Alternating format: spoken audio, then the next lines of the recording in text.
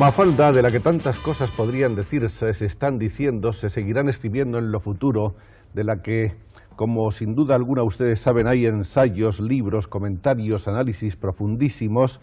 Mafalda fue inventada un buen día por este caballero que tenemos aquí a nuestro lado, mi homónimo, Joaquín Salvador Lavado, conocido mundialmente por Quino. A Quino le hemos invitado para que nos hable un poco de Mafalda y sobre todo para que nos hable de su vida de creador, de su vida de dibujante, de artista, de sus sueños realizados y de sus sueños por realizar. Nació Joaquín Salvador Lavado en Mendoza, una provincia argentina ya en la frontera con Chile, el día 17 de julio de 1932. Y como veremos en una partida de nacimiento que hay por ahí, es descendiente de españoles. Sus padres eran oriundos de Fuengirola, en la provincia de Málaga, a donde acudió un buen día, no hace mucho tiempo, Quino, a la busca de las raíces que probablemente no encontró. No, no las encontré. Bueno, yo tengo un problema así de raíces justamente, porque nunca me sentí tampoco muy latinoamericano, porque mis padres andaluces, en casa se hablaba andaluz. Yo cuando fui al colegio hablaba de tú, decía este tío, y entonces me decían, pero ¿de quién estás hablando? ¿Es tío tuyo? No, no, un tío que vi, pero ¿qué tío? Y bueno, entonces volví a Fuengirola con el recuerdo de un pueblito de pescadores y me encontré que aquello es, no sé, rascacielos y todo escrito en sueco y en holandés y tal. Y fue una desilusión bastante grande. Encontrarse con una evolución hacia una ciudad turística por excelencia, cuando en el fondo lo que buscabas era el pueblecito pequeño, entrañable, claro, encalado, blanco, andaluz y sí, con barquitas en la playa, ¿no? Además, todos mis tíos viven en Argentina, también son de allí, de Fuengirola, y bueno, estaban así muy emocionados por saber cómo estaba aquello. Y cuando les conté... ¿No les gustó nada esa...? No, lo único que quedaba igual es... Mi madre me contaba siempre que hay un castillo allí sobre una lomita, que jugaba allí de niña. Entonces yo lo que hice fue sacar algunas piedritas del suelo y llevárselas a mis tíos, que se emocionaron mucho, claro. Bueno, creo que tú fuiste el menor de una familia con bastantes hijos, ¿no? No, ¿Cuántos? tres éramos. Tres solo, sí, tres. Sí, somos tres. ¿Y cómo son los demás? Pues los demás, ¿El mayor? El mayor es contador, no sé si acá se dice igual a alguien que lleva contabilidades. Contable, sí. Contable. Y el otro es abogado. Ajá. Y parece ser que Quino, de niño, tenía en ocasiones muy diversas inclinaciones, pero no estaba muy seguro de lo que iba a hacer en el futuro. La vocación, cuentan algunas personas, que estuvo determinada por un hecho absolutamente accidental, y es que parece ser que cuando tenía en los padres de Quino que irse al cine, pues dejaban a Quino y a sus hermanos al cuidado de su tío. Se llama Joaquín también, Joaquín Tejón, sí, porque mi familia todos somos Joaquines, Salvadores y demás. Y Joaquín Tejón, que era publicitario, entretenía a los niños dibujando constantemente historietas, monigotes, y eso les sedujo a... Sí, fue una cosa que no me la olvido más. Yo tendría unos 4 años. Me acuerdo que dibujaba con un lápiz azul, todo me acuerdo. Y quedé, pero maravillado, vamos, ¿no? Supongo que, no sé, fue descubrir un mundo que jamás se me había ocurrido a mí, cosa extraña, porque todos los niños se supone que más o menos tienden a dibujar, ¿no? Tienden a dibujar. Pues yo no, eso fue una cosa que me dejó maravillado. ¿Y los primeros dibujos de niño, tienes alguna idea de cómo eran? Tengo ideas así muy confusas, porque claro, ya después uno entra en que lee revistas infantiles y entonces copia los dibujos que ve en las revistas y se echa a perder, porque la fantasía esa que uno tiene de niño la pierde. Quino perdió muy tempranamente a sus padres. Me parece que su madre murió cuando él tenía apenas 13 años y su padre desapareció del mundo de los vivos 2 años después, de manera que a los 15 años Quino se quedó, me imagino que en una orfandad que debió ser traumática en ese momento, ¿no? Sí, bastante, pero mi familia, mis hermanos mayores me tuvieron siempre mucha paciencia. O sea, yo ya cuando dije que quería dibujar historietas, bueno, me aguantaron que yo no estudiara otra cosa que eso, que para mucha gente no es una profesión, porque hay gente que dice, bueno, y usted además de ese hobby que tiene, ¿en qué trabaja? Pero es que si esto es un trabajo, bueno, sí, pero si uno no tiene un empleo, no. Es una vida esta del dibujante que además trabaja un poco así por libre, muy arriesgada, muy a salto de mata durante cierto tiempo. A mí lo que pasa es que siempre tengo miedo, después de haber hecho durante tantos años estos dibujos, de que un día no se me ocurra más nada.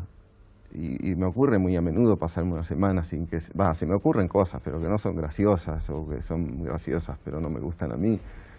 Y me pongo muy mal, porque pienso que ya estoy acabado, que no sé. Lo que ocurre es que el dibujante está sometido a unas presiones terroríficas, unas presiones sobre todo de tiempo, porque la historieta diaria o semanal obliga a un ejercicio incesante, una gimnasia mental. Cuando Mafalda se publicaba en un diario, que yo entregaba siempre, llegaba corriendo con la lengua afuera, entregando así a las 10 de la noche, y el diario ya salía a la calle a la 1 de la madrugada. Pero eso lo extraño. Porque si vemos a un escritor, generalmente un escritor está dándole vueltas a la idea de un libro, de una novela durante meses, sí, y luego está otros meses o años para escribirla. El dibujante tiene que resolver el problema sobre la marcha en un día, y ese problema se acabó y empieza uno nuevo. Sí, aunque yo he tratado siempre de no hacer una actualidad así rigurosa, porque hay gente muy buena en la Argentina que lo hace, pero claro, es un trabajo perdido, porque hablan, por ejemplo, sobre un ministro que a los 2 meses ya no está más y ese chiste no se entiende más, o sobre algún accidente o algo que ha pasado en el mundo, y no sé, yo prefiero que mis cosas, digamos, sean temas permanentes. Por eso que, no sé, siempre mis temas son de un señor detrás de un escritorio y un señor bajito delante, esa relación entre poderosos y débiles, eso me gusta mucho. Hay que mirar un poco a la cara a Quino. Yo les aconsejo este ejercicio porque nos da muchísimas de las claves de la personalidad que hemos conocido a través de sus dibujos. Lo que pasa es que yo no puedo mirar las cámaras, porque nunca sé no hay por qué mirar cámara hay que pero mirar. Lo que digo es que la cara de Quino es una cara que tiene, primero, una sonrisa enormemente seductora, bondadosa. Bueno, gracias. Y luego una mirada que está llena de brillo, de intención, de inquietud, de inteligencia, diría yo. Entonces este aire que tiene de hombre muy tímido, y lo es realmente Quino, y le cuesta muchísimo trabajo acceder a cosas como esta, porque no le gusta hablar de sí, ni le gusta tampoco exponerse o exhibirse, ¿no es eso? Es cierto, sí, sí. Es que yo creo que las entrevistas hay que hacérselas, por ejemplo, a actores, que siempre están interpretando otros roles, entonces uno nunca sabe cómo son ellos. Yo creo que un dibujante como yo, por ejemplo, lo que tengo que decirle a la gente se lo digo con mis dibujos. A mí me gustan muchísimo los Beatles y jamás me interesó saber si a John Lennon le interesa la mermelada de naranja más que las ostras, no sé, no, son datos que no... Pero entiendo que, bueno, habrá gente que sí, que quiere saber, este tío hace esto, bueno, ¿y cómo es? Volviendo a la cronología, recordemos que Quino estudió en la Escuela de Bellas Artes de Mendoza durante unos años, 2, Sí, 3... 2 nada más, porque era aquello de dibujar jarrones con un trapo detrás y una guitarra, y era muy aburrido. Era muy fatigoso. Pese a que tenía un profesor que era yugoslavo, que era excelentísimo y tenía un sentido del humor, y él también me dijo de dedicarme un poco a esto. Cuelga entonces la escuela, la cuelga teóricamente, claro está, y se marcha a los 18 años a Buenos Aires a la conquista de la gran ciudad. Sí. Donde estaban naturalmente todas las grandes revistas, todos los grandes magazines, semanarios, las revistas humorísticas, y parece que esa primera experiencia es desalentadora. Muy, sí, porque bueno, además, lógicamente desalentadora, porque yo dibujaba muy mal. Y iba con unos dibujos horrorosos que hoy a nadie se los aceptarían tampoco. Y bueno, y me dijeron, entrevisté a los dibujantes que más me gustaban, a quienes más admiraba, y me dijeron que bueno, que sí, las ideas estaban bastante bien, pero que me faltaba muchísimo, que tuviera paciencia. Y seguí así. Regreso a Mendoza. Regreso a Mendoza, hago el servicio militar, periodo en el que no agarré un lápiz para nada. Y, para sorpresa mía, cuando después de hacer el militar agarro un lápiz, dibujo de una manera que no tenía nada que ver como dibujaba antes. Y bueno, también, esta vez en vez de irme a Buenos Aires mandé por correo, que era mucho más barato. Y entonces, bueno, uno de ellos, Divito, que era un dibujante argentino. El de las famosas chicas, Divito. Sí, a quien yo quería muchísimo. Me alentó, sí, me dijo que me podía ir a Buenos Aires, que con un tiempo más de práctica podía.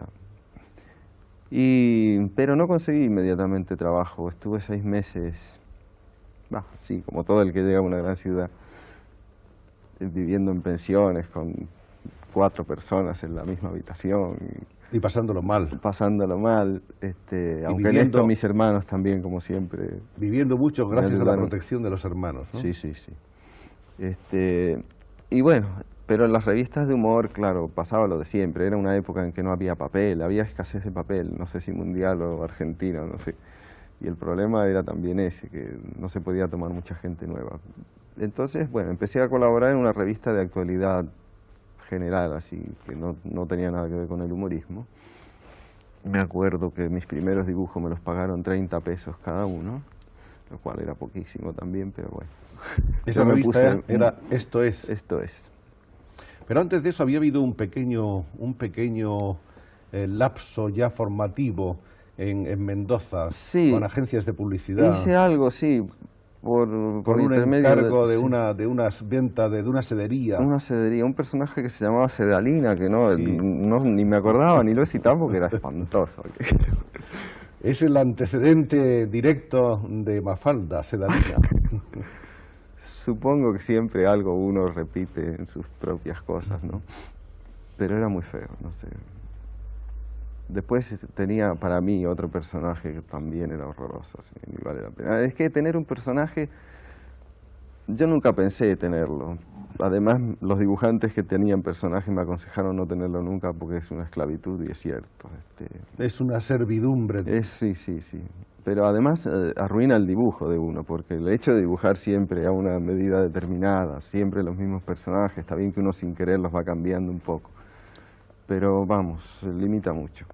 Empequeñece el horizonte. Sí, sí, yo me siento mucho más cómodo haciendo otro tipo de humor, así libre, que una vez hago historias de muchos cuadritos, otra vez un dibujo grande, o una semana, no sé, es una historia con un buzo y otra con un explorador o con un científico, no sé.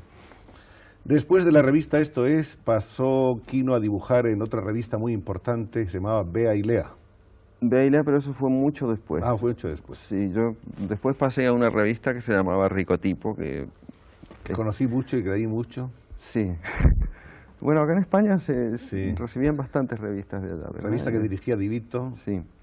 Y que tenía cosas de Oski que eran deliciosas. Sí, sí, claro, ves, Oski es uno de los dibujantes a quien yo admiro más de los argentinos. Y es un hombre que no se lo reconoce mucho, no sé, tal vez no es muy popular su temática. Bueno, estuve trabajando ahí con Divito bastantes años, hasta que Divito se mató en un accidente. Sí, después pasé a Bea y Lea. Y después, claro, lo que pasa es que el periodismo en la Argentina está lleno de revistas que han, no sé, por mala administración, por lo que sea, se han muerto todas. O sea, toda mi lista de dónde colaboraba es como un cementerio. Pero han venido otras. Han venido otras, sí. Luego nació este encargo de Mafalda, que me pidieron de una agencia de publicidad, porque yo tampoco por mí lo hubiera creado.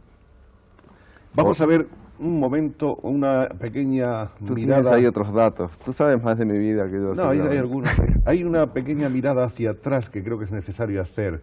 El estilo de Quino en esos momentos, cuando empieza a dibujar en Esto es, en Ricotipo, en Bea y Lea, no era el estilo de ahora. No, yo recibí un impacto terrible cuando vi los primeros dibujos de Bosc, de Chaval, de Sampé, que eran dibujantes franceses. Bueno, Sampé vive todavía. Vos dicen que era español, no sé. Y el apellido es esto no lo catalán sabía. completamente. Esto no lo sabía. Lo que sí me llamó la atención, bueno, Chaval Sí. se suicidó, vos se suicidó, yo espero no tener que hacerlo, ¿no? Esperemos que no. Bueno, y entonces, claro, como uno tiene que arrancar de algún maestro, los tomé bastante como... Esto que nos cuenta Quino del suicidio de Cheval y de Bosch. de Bosch Y de Chaval. y de sí. Chaval, nos lleva un poco a esa preocupación que ha existido siempre sobre los problemas, digamos, de interiorización que tiene el humorista. El humorista parece que es un ser mucho más frágil, que tiene una labilidad psicológica que le hace, en fin, Sí, conocer con un ojo mucho más crítico y más agudo cuáles son las cosas desagradables del contorno de la vida misma, del hombre, de su circunstancia. En realidad tiende el humorista, más que como se piensa, a ser un hombre divertido, a ser un hombre pesimista. Sí, yo soy Sí. muy pesimista o depresivo. Es que sí, a mí la realidad me angustia mucho. Entonces supongo que uno por el lado del humor trata de más o menos sobrellevar la vida, ¿verdad? Que un poco supongo que es también la función que cumple el humor respecto de los lectores. Exactamente. Pero el humor, en el caso vuestro, está haciendo muchas más cosas. Está retratando un poco la sociedad en que vivimos. Está haciendo Sí. Ahora, como de creo que no espejo sirve. deformante, ¿no? Sí, pero creo que no sirve para más que eso. No sirve No, para porque nada. hay gente que dice que, bueno, que el humor puede hacer pensar a la gente y que de ahí, no sé. Pero no, hace poco en Angoulême hacen una feria de la historieta del TVO. Sí. Y estaban reporteando un dibujante norteamericano, que es el que dibuja a los hijos del capitán, aquellos. Y le preguntaron justamente esto: ¿usted cree que la historieta, el humor, así puede cambiar o crear conciencia en la gente? Y él dijo que bueno, que los aliados, dijo, no echamos a Hitler con tinta china, y me parece una respuesta excelente. Vamos a continuar con la vida de Quino. Y vamos a hablar de una de las etapas que probablemente han sido más importantes en su vida, puesto que es una etapa que comenzó de una manera, digamos, oficial en 1960 y continúa todavía. Es el matrimonio de Quino con Alicia Colombo. Y yo quisiera saber cómo conoce a Alicia y cómo se produce esa fusión que ha resultado tan espléndida en tantos sentidos. Bueno, Alicia la conocí, no sé, tenía yo un primo que estaba de novio y me invitó un día a la casa de su novia y bueno, ahí estaba Alicia con un aspecto que yo creí que sería árabe o una cosa así, porque... Me parece que en uno de estos libros, quizá en este 10 Hay años unas con fotos Mafalda, de ella, hay sí. unas fotos donde podemos conocer a Alicia. O sea, Alicia, como en la Argentina somos todos, o hijos de españoles, o de italianos, o de sirio-libaneses y así. Aquí está Quino comiendo sopa, que es una de sus pasiones. Sí, es cierto, me Al encanta lado de la su sopa. mujer, de Alicia. Y eso es en Barcelona. Ah, esto es en Barcelona. Sí. Bueno, comiendo sopa lo tenemos por aquí en muchas más fotografías. Y con más pelo, además. Sí. Pero eso es porque vas mucho al peluquero. No, mentira. ¿No? Desde hace 14 años me corto yo el pelo. Ah, sí. Sí. Al principio lo hacía muy mal, ahora aprendí un poco más, pero... Alicia ha resultado un poco en la vida de Quino Bueno, el contrapeso sí, porque... específico, vamos, exacto. O sea, yo me manejo muy mal con la vida y no tengo sentido de las cosas. Vivo sin saber nunca con cuánto hay que vivir, ni cuánto se gasta, ni nada. Bueno, y mi mujer, que es doctora en química, por ejemplo, Alicia para tejer un pullover lo teje con la regla de cálculo, calcula todo, sí. Qué asombroso. Entonces, pues sí, cubre una parte que a mí me falta.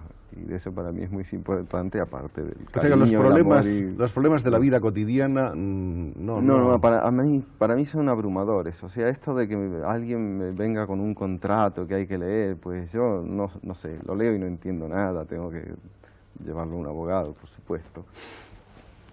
Que también los abogados siempre me dicen, mira, si te quieren engañar, te engañan igual, pero por lo menos has hecho lo que había que hacer. Y ese tipo de cosas que hay que hacer a veces de gestiones oficiales en centros, en instituciones. Eso es espantoso, sí, sí. A mí lo que me angustia mucho es, perdona el tema, es ir al dentista. Porque uno se siente tan solo. Porque uno quisiera, para otras cosas, un contrato, bueno, está el abogado que obra por uno. Pero al dentista no hay manera, tiene que ir uno. Y uno se siente tan solito. No se puede mandar a la esposa. No se puede mandar a la esposa, ¿no? Como en la... Después del matrimonio, vamos a hablar del primer libro que aparece en 1963 y que un poco jugando con el nombre de una película famosa entonces, Mondo Cane, se llama Mundo Quino. Sí. Y es una recolección de dibujos. De dibujos publicados en distintas revistas, sí. Y bueno, de ese libro tengo dos recuerdos muy diversos. Uno, la alegría del primer libro, y otro, la frustración de que era una gente que se juntó para sacar una serie de libros, les fue muy mal, se fundieron, nunca se cobró nada. Pero bueno, no me importó, porque lo lindo era tener el primer libro, sí. Aunque el negocio no fuera bueno. Ahí empiezan los trabajos de Quino también al propio tiempo que está dibujando para revistas con agencias de publicidad. Sí, dice mucho en la Argentina. Y precisamente de una agencia de publicidad sale la idea de una historieta con una niña, ¿no? Con una familia. No, tenía con una que familia. ser lo que se llama allí una familia tipo, que es un matrimonio con 2 hijos, para electrodomésticos. Y bueno, la idea de esta agencia era pues que esta familia usara electrodomésticos y que se viera más o menos que eran los de la marca de ellos. Y esa idea fracasó porque los diarios dijeron que eso era publicidad y que había que pagarla. Entonces quedó esta historieta 2 años ahí en un cajón. Y un amigo periodista que trabajaba en una revista también me dijo si no tenía algo que no fuera la página de humor así. Le llevé eso y bueno, empezó a publicarse ahí, les empezó a gustar a la gente, se empezó a ver que la gente, uno iba a una oficina y estaba la historieta recortadita y pegada. Ese es el nacimiento de Mafalda. Sí, hasta que entonces un editor, que también se fundió después, me dijo, bueno, ya que a la gente le interesa tanto, podríamos sacar un libro. Y se hicieron 5.000 ejemplares para probar y se agotaron en 2 días.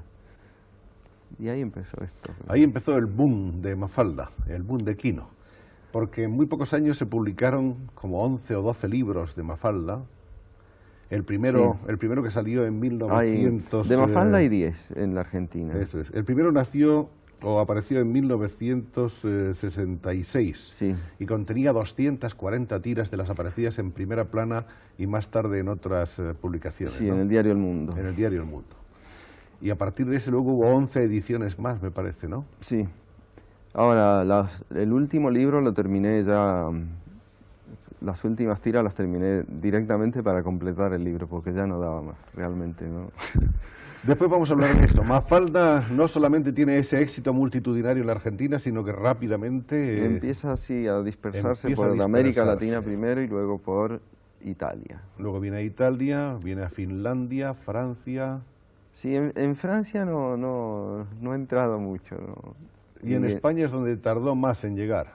Sí, fue primero en Portugal que en España. Llegó antes a Portugal, que fue uno de los primeros países. En España empezaron a aparecer exactamente en 1970, cuando Mafalda llevaba ya tantos años de éxito mundial y cuando los españoles conocían a Mafalda por verla en sus viajes o en las revistas extranjeras.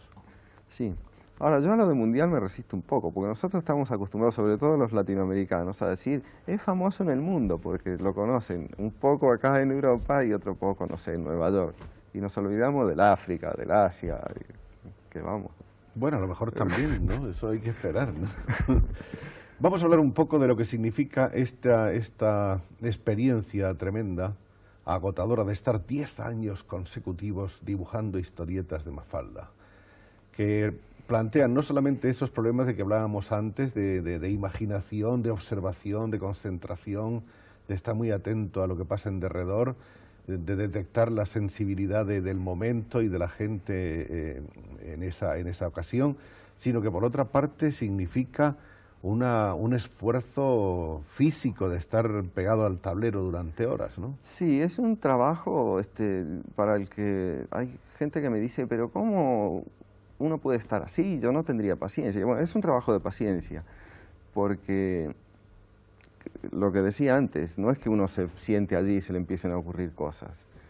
Yo una noche invité a cenar a un dibujante muy amigo mío, argentino, y me aceptó la invitación porque, bueno, nos queremos mucho, qué sé yo, pero tenía que entregar una página al día siguiente él. Y nos quedamos hasta las 3 de la mañana y se fue angustiadísimo. Y cuando ya nos despedíamos en la calle, él me dice, ¿un señor va por la calle y qué? ¿Un señor va por la calle y qué? Porque es por donde empezamos a pensar todos. O sea, bueno, uno se pone con el bloque en blanco, ¿no? Bueno, un señor va por la calle y qué. ¿Y qué? Y bueno, ¿y por qué no una señora? Y bueno, se cruza con un perro. Y uno se queda pensando en los perros por ahí, y bueno, piensa en Pasteur. Y termina pensando, saliendo una idea que no tenía nada que ver con lo que uno... Y es una cosa que hay días que uno está lógico para pensar, y se le ocurren cosas muy lógicas, pero que no tienen ninguna gracia. Es una maceración del cerebro. Sí, y entonces, bueno, agota bastante, pero claro, no es que sea un esfuerzo. Trabajar en una mina supongo que es mucho peor. ¿Cuántas horas pasa Aquino sobre un tablero por término medio?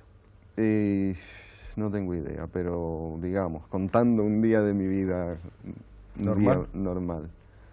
Me levanto a las 8 de la mañana, o sea que a las 9:30 ya estoy sentado en el tablero hasta que se almuerza a la 1 y después me vuelvo al tablero y pues sigo hasta la noche, no sé. Después a la cama también me llevo siempre un blog, porque a mí me cuesta mucho dormirme además. Y me quedo trabajando en la cama hasta las 2 o 3 de la mañana. ¿Las ideas vienen mejor de una manera que de otra o eso es...? Eso es una cosa que con otro dibujante argentino, él dice que él tiene un mecanismo. Yo no lo he descubierto jamás. Para mí no lo hay, porque hay días que yo me pongo a dibujar sin saber qué me va a salir, a ver si así se me va ocurriendo algo. Y hay días que ese método no me sirve para nada, porque si no tengo algo en la cabeza previamente, no sé qué dibujar. Así que eso no lo sé, pero leyendo un libro de Freud, él decía que el trabajo de este tipo así de creación es un poco como irse a la cama queriendo saber lo que uno va a soñar esa noche. Y es cierto, uno tampoco sabe el detalle final, esa cosa que hace la chispa así, uno no sabe cómo le viene, porque yo a veces lo que hago siempre es guardar material sin terminar, o sea, bueno, estas cosas de un señor va por la calle y no le encuentro finales, y entonces lo guardo y lo dejo, cada tanto agarro y lo miro, y a veces se me ocurre un final cambiando un detalle que antes no me había dado cuenta que había que cambiar. Pero vamos, yo mismo no me controlo, es como si uno fuera el operario de alguien de adentro que dice, hoy no tengo ganas de que se me ocurra nada, y no se le ocurre nada. Bueno.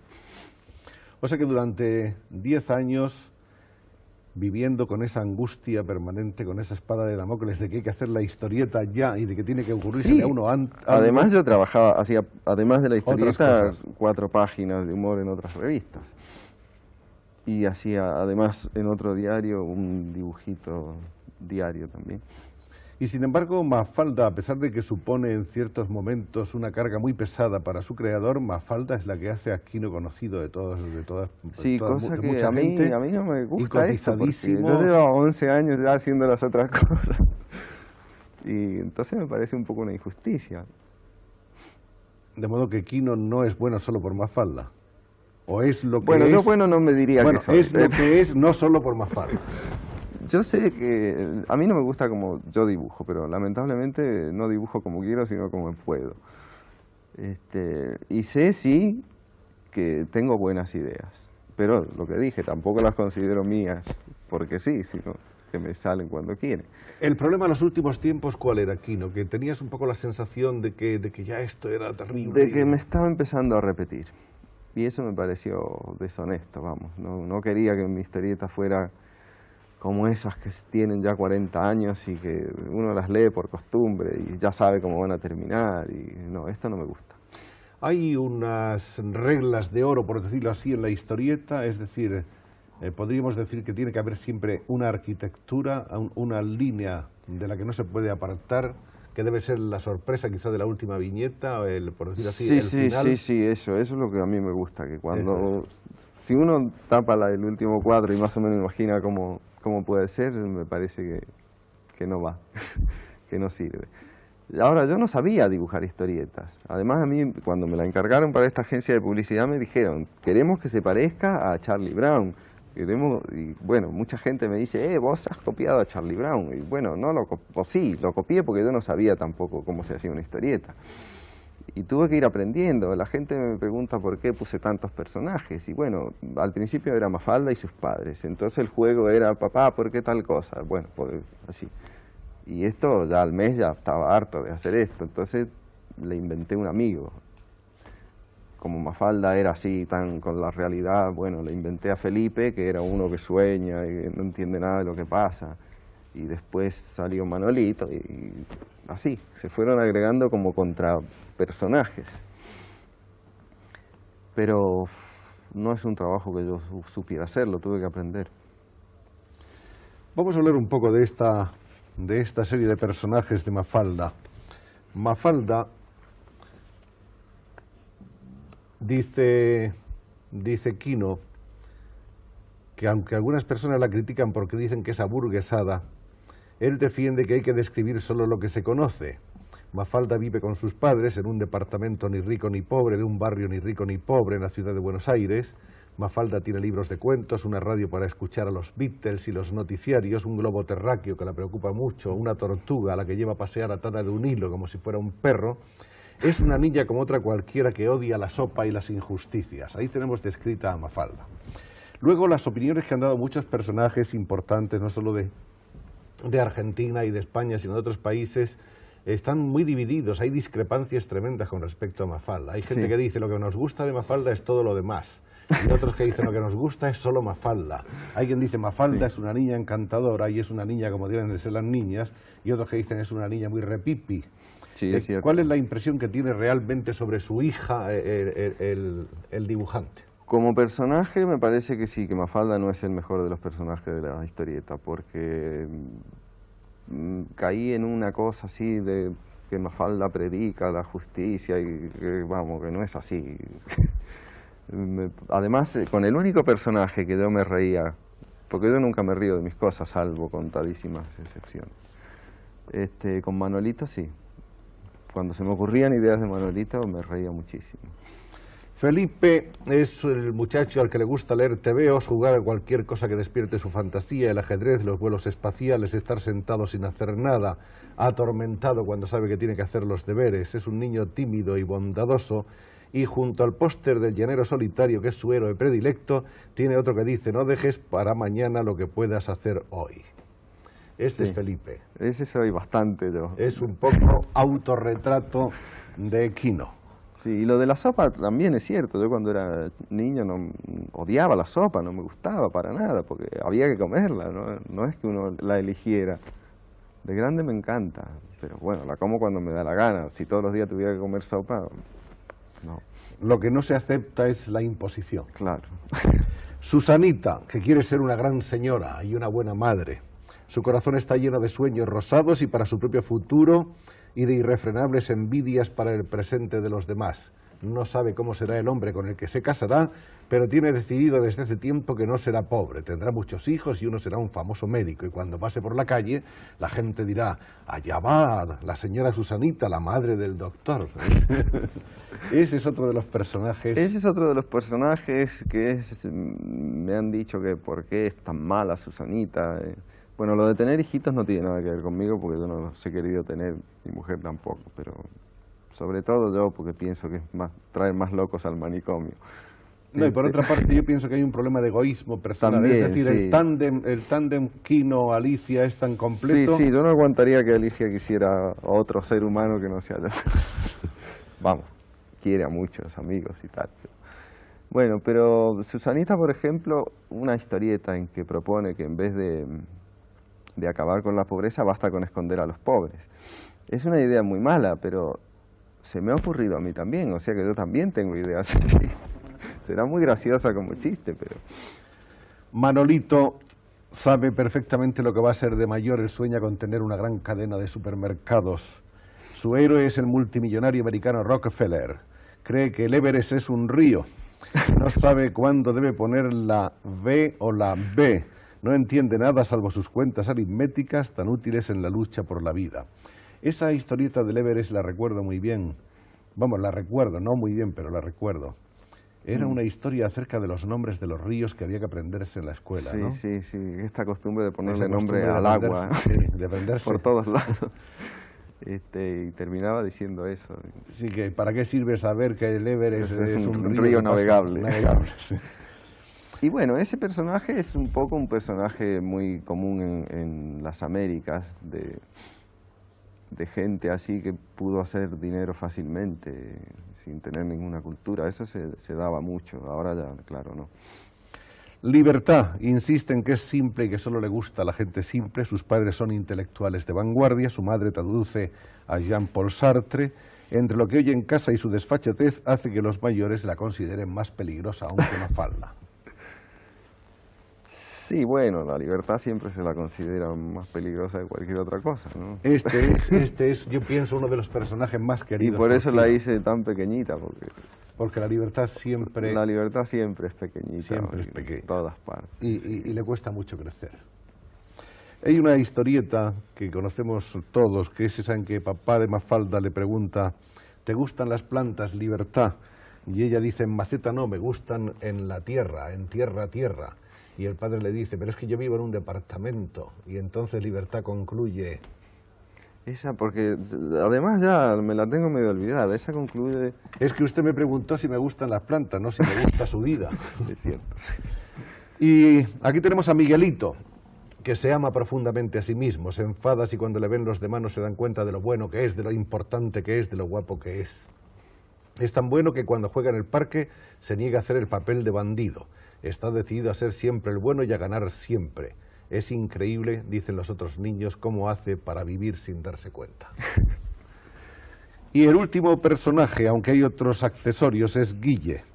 Que continuara así creciendo sería más terrible que todos los demás. A los 3 años hacía traer el chupete con cubos de hielo, como el whisky de los mayores.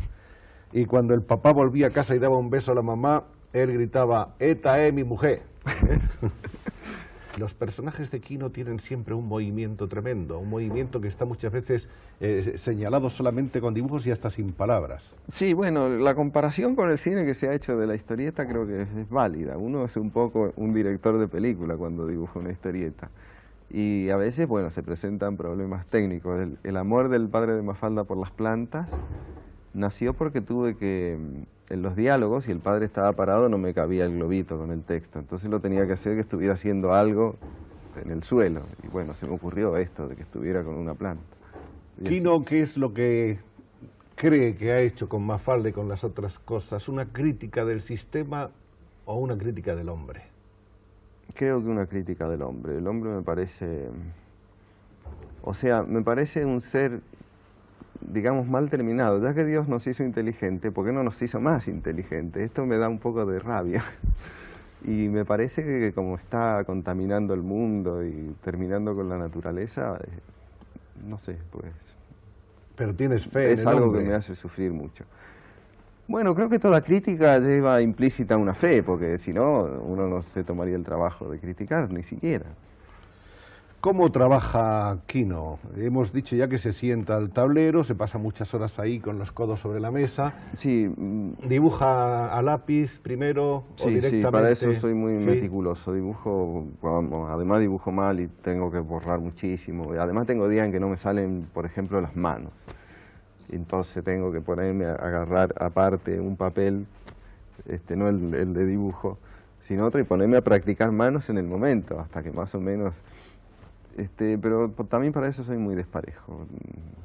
Hay días que dibujo con plumín, otros días con otras lapiceras, pruebo cosas, pero también para eso soy tímido. No soy capaz de agarrar un día un pincel con tinta china y Vamos a hablar de los demás libros de Quino. Después de Mundo Quino y de los diversos libros de Mafalda, aparece en 1972 un libro titulado A mí no me grite, donde se recogen dibujos de la revista Panorama y publicados también en 7 días. Sí. Lo tenemos aquí. Aparece luego en 1974 Yo que usted, que es este, donde se recoge una curiosa compilación desde los primeros dibujos que hizo Quino hasta los últimos en ese momento. De manera que dice Quino en un breve prólogo, que está acompañado luego por una serie de citas culturales y eruditas muy curiosas, dice que hay dibujos verdaderamente horrorosos, Sí, que son los de hay, la primera los hay. época. Bueno, que los de mi época actual tampoco me gustan. Lo curioso de esta portada, si nos detenemos un momento más en ella, es que también tiene su historia. La portada dice, yo que usted, y parece que le va a dar un papirotazo a la mariposa, mientras que hay una mano que está amenazándole con un papirotazo. Continuamos con ese dibujo y luego hay un final que es este.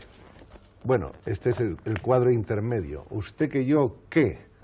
Se está encarando con la amenaza. Y el final no necesita comentario ninguno. Y tenemos siempre la relación del poderoso y el débil.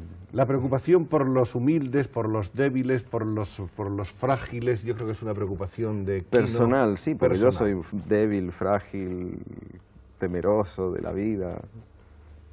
O sea, no soy como estos viejitos llenos de vida que dicen uno, qué lindo viejecito, 80 años y qué alegría de vivir. No, yo esto no.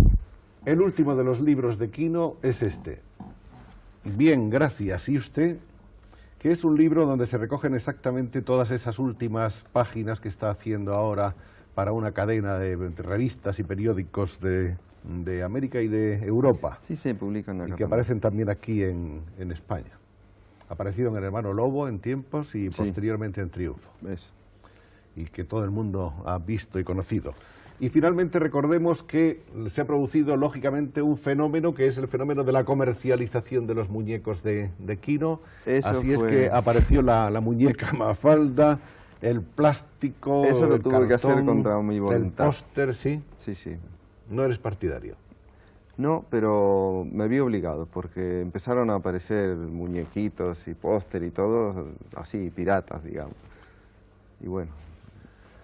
La gente piensa que un hombre que ha estado haciendo Mafalda durante tantos años se habrá enriquecido con Mafalda. ¿Ha sido capaz, un hombre que no sabe realmente sumar en casa cuánto dinero hace falta para comer y para pagarle el alquiler, ha sabido realmente No. aprovechar su época de oro? No. No, porque he viajado muchísimo, eso sí. Entonces, no sé, lo que he ganado me lo he gastado todo, sí. Pero no eres un hombre que sepa atesorar No, además no... y ganar dinero, sí o tampoco. No lo sé No. hacer. Porque, bueno, yo podría haber tomado un equipo de dibujantes que se encargaran de seguir con la historieta y yo vivir en Hawái o no sé dónde. Y no. Las cosas me gusta hacerlas yo así, Sin negros. sin negro, sí. Soy como un artesano, digamos. Creo que, sin embargo, en la vida de Quino hay una profunda frustración. Creo, no lo sé. Sí, a mí me hubiera gustaría- gustado pintar.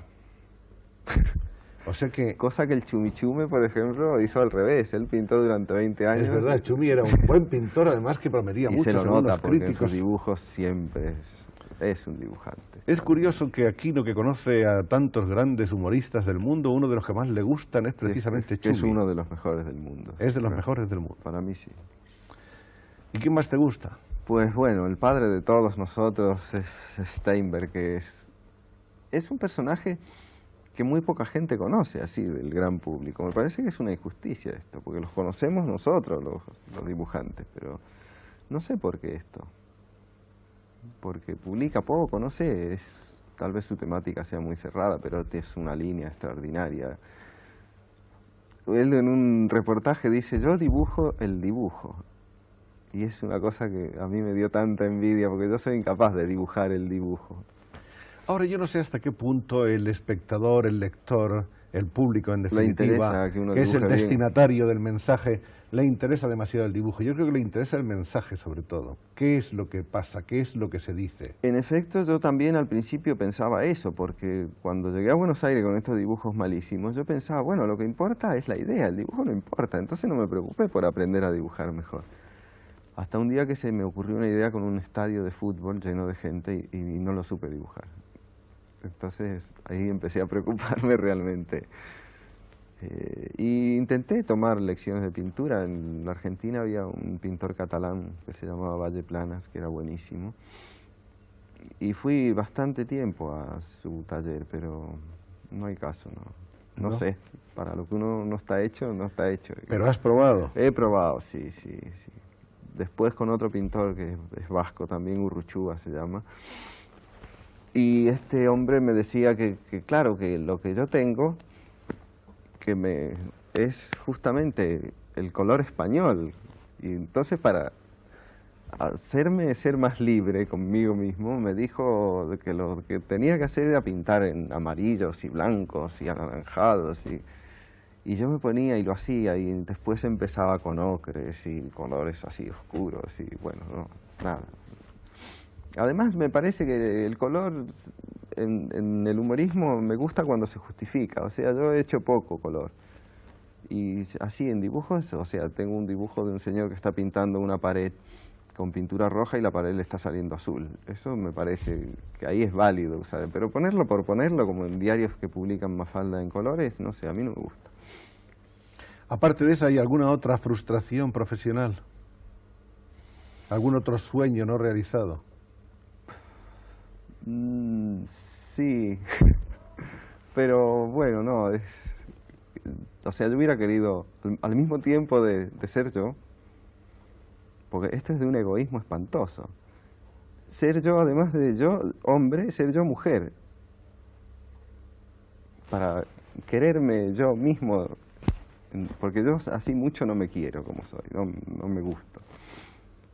Pero claro, es imposible. Solo siendo Dios uno tiene esa cualidad de... tú quisieras encontrar dentro de ti mismo la mujer que te amara y te admirara sobre todas las Claro, cosas. es una cosa horrorosa.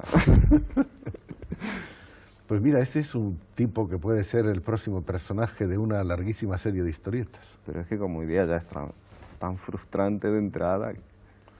Bueno, creo que todos un poco en nuestra pareja nos buscamos, pese a que yo me casé con Alicia, que es todo lo contrario, pero justamente buscando una faceta que me falta, pero buscando lo que nos falta y lo que nos completa. Y lo que nos completa, sí. ¿Y el futuro, cómo se presenta?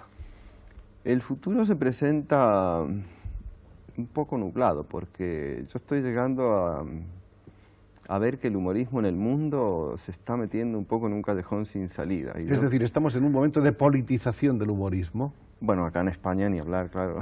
Aquí sobre todas las cosas, no más que en ningún lugar, probablemente. Pero sí, estamos llegando, o sea, en Francia el humor ha ido a parar a un dibujo feísta, pero así decididamente de dibujar feo porque gusta dibujar feo.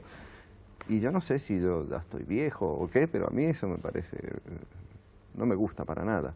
Pero tampoco sé para qué lado ir, o sea que en este momento estoy tentando salidas, que uno siempre tiene la ilusión de crear salir uno con, porque bueno, yo no me siento un creador así, porque mi dibujo empezó pareciéndose al de los franceses, mi historieta, la de Jules.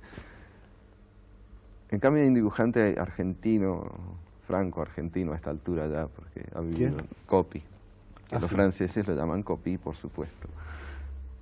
Él creo que sí creó una cosa nueva. Esta señora sentada en una silla que habla con un patito, no se sabe nunca qué bicho es.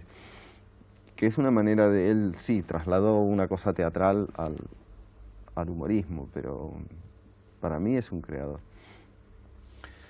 Finalmente, Quino, esa idea de que el creador, el artista, el intelectual y sobre todo el que como Quino está tan encerrado en sí mismo, en su cuarto, tantas horas todos los días, es un individualista puro, porque piensa solo en su problema y en sí mismo, y con ese egoísmo de que nos hablaba tan humano por otra parte Quino, Políticamente, ¿cómo traduce eso en su preocupación por los demás? Es decir, un individualista puede ser un hombre que se preocupe por la colectividad, se preocupa realmente por la colectividad y la ama. Me preocupo y la amo, pero sufro mucho porque no encuentro un sistema que me parezca justo y en el que a mí me gustase vivir.